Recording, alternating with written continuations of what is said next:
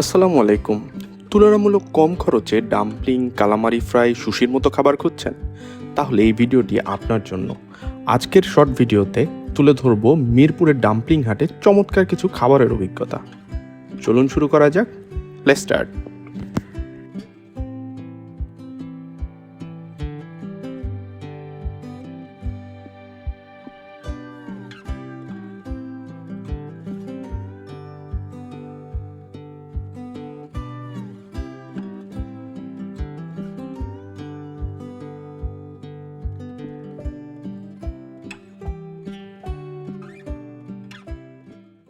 রাস্তার ঠিক পাশে ছোট্ট একটি জায়গায় ডাম্পলিং হাট রেস্টুরেন্টটি। লোকেশনটা ডেসক্রিপশনে পেয়ে যাবেন। ছিমছাম পরিবেশে 2-3টি টেবিলে বসার ব্যবস্থা। সাদামাটা সাজসজ্জা হলেও ভাইবটা খারাপ না। আর রাস্তার একেবারে পাশে হয় মাঝে মাঝে কিছু অনাহুত অতিথির পাল্লায় পড়তে হতে পারে। এবারে আসি খাবারের আলাপে। এখানে dumpling, sushi, calamari fry, ramen সহ অনেক কিছুই পাওয়া যায়। আমরা মূলত গিয়েছিলাম সুশি খেতে। এর পাশাপাশি অর্ডার করেছিলাম চিকেন ডাম্পলিং আর কালামারি ফ্রাই। প্রথমেই আসি আজকের আমাদের মূল আকর্ষণ সুশির ব্যাপারে, যার নাম এবি মিটস ডোরি। সুশির পরিবেশনটা খুবই সুন্দর আর লোভনীয়। বাইরের দিকটা ক্রিস্পি কিছু একটা দেয়া, মুখে দেওয়ার পর সফট রাইস আর বাইরের ক্রিস্পি পোর্শনটা মিলে একটি অসাধারণ কম্বিনেশন তৈরি করে। ডোরি নাম থাকলেও ভেতরে আপনি ফ্রাইড প্রনের অস্তিত্ব পাবেন।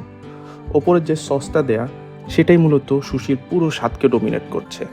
ওয়াসাবি দিয়ে খাওয়ার সময় যে ঝাঁজটা লাগছিল সেটা অন্যরকম এক্সপিরিয়েন্স বলতেই হবে। এক কথায় আমাদের কাছে অসাধারণ লেগেছে সুশিটা। 4 পিস সুশির প্রাইস ছিল 280 টাকা। সুশির পরে ট্রাই করলাম ডাম্পলিং, যার 5 পিসের দাম ছিল 230 টাকা। ভেতরের পুরে ভরপুর মাংস দেয়া আমার খাওয়া সেরা একটি ডাম্পলিং এটা। বাইরের কোটিংটা অনেক সফট, সস ছাড়াই খেতে ভালো লাগছিল। বলে রাখি, ওয়াসাবির পাশাপাশি খাবারের সাথে এক্সট্রা সস দেওয়া ছিল, আর সেই সস ডাম্পলিংয়ের সাথে অন্য মাত্রা যোগ করেছে। বিশ্বাস করেন, ডাম্পলিংটা খেতে পেয়ে যেন চোখের ক্ষুধার মনের ক্ষুধা দুটিই মিটল। কালামারি ফ্রাইয়ের প্রাইস ছিল 230 টাকা। আমি কালামারি ফ্রাইয়ের খুব একটা ভক্ত না, তাই আমার কাছে আহামরি কিছু মনে হয়নি। তবে খেতে খারাপও লাগেনি, যথেষ্ট ক্রিস্পি ছিল আর পরিমাণে ঠিকঠাক ছিল।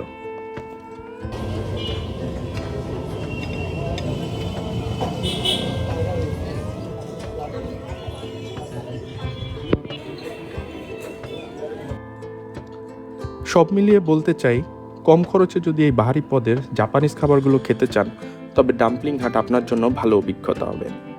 ছিমছাম পরিবেশে সন্ধেবেলায় খাবারগুলো পেটে চালান করতে পেরে আমরা বেশ সন্তুষ্ট। যারা ভিডিওটি দেখলেন তাদের কাছে কৃতজ্ঞতা। সামনের ভিডিওতে আবার দেখা হবে।